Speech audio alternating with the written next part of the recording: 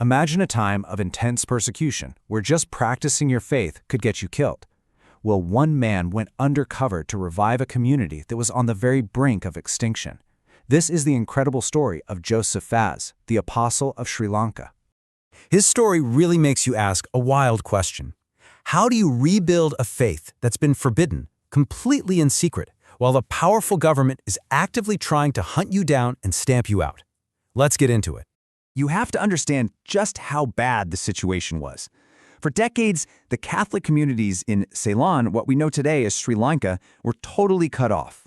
They had no priests, no sacraments, no leadership. They were essentially abandoned, all because of severe persecution. So, what happens? The entire faith is forced to go underground. I mean, this was a time of incredible fear, where just practicing your beliefs meant you were risking literally everything. And to really get the danger here, you have to know who they were up against. The Dutch Calvinist rulers, well, they weren't just ignoring Catholicism. They were actively trying to crush it. This wasn't some passive decline. It was a systematic effort to wipe the faith right off the island. The stakes just could not have been higher. But somehow, word of these hidden communities got out.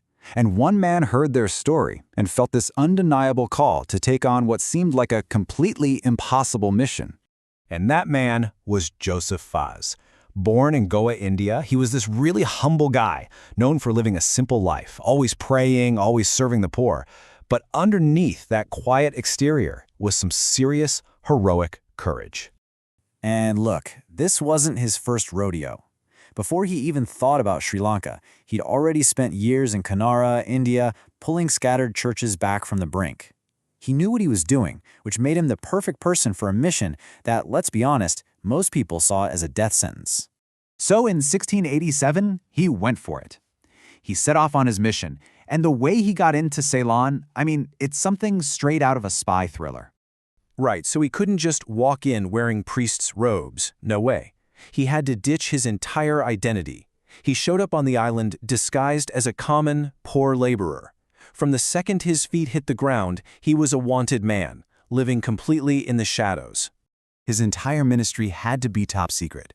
We're talking moving only at night, using whispers and secret networks to find these hidden Catholic families.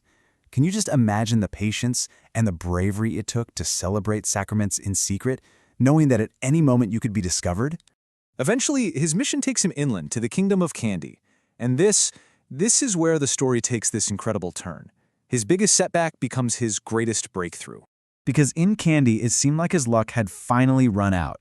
The local king was suspicious of this random foreigner and had him arrested and thrown in prison. The charge? Being a Portuguese spy. It seriously looked like it was game over for the whole mission. But this is where Vaz's real character just shines. Inside that prison, he doesn't give up. He learns the local language, Sinhala, so he can actually talk to people. He starts ministering to the other prisoners. At one point, there's a horrible drought, so he prays for rain, and then, miraculously, the rains come.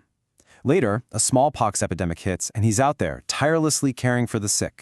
In the end, his actions spoke way louder than any suspicions. The king saw his selflessness, his charity, and, well, the apparent power of his prayers, and was completely won over. He didn't just let Vaz go, he actually granted him his royal protection, giving him the freedom to practice his ministry openly right there in the kingdom. This royal protection was a total game changer. With Kandy now as his safe base of operations, Vaz could shift from just surviving in secret to actively rebuilding the church across the entire island. And his strategy was so smart. It wasn't just about survival anymore, it was about building something that would last. He started chapels, he organized the church into districts to manage it better, and maybe most important of all, he trained local leaders and translated prayers into their language.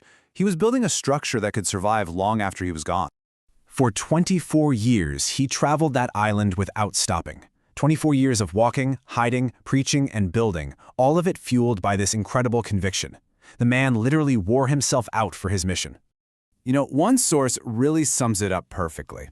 His life became a model, not of power or of conquest, but of this intense passion combined with deep humility and a love that was willing to give everything for the people he was there to serve. And that really leaves us with this final thought, doesn't it?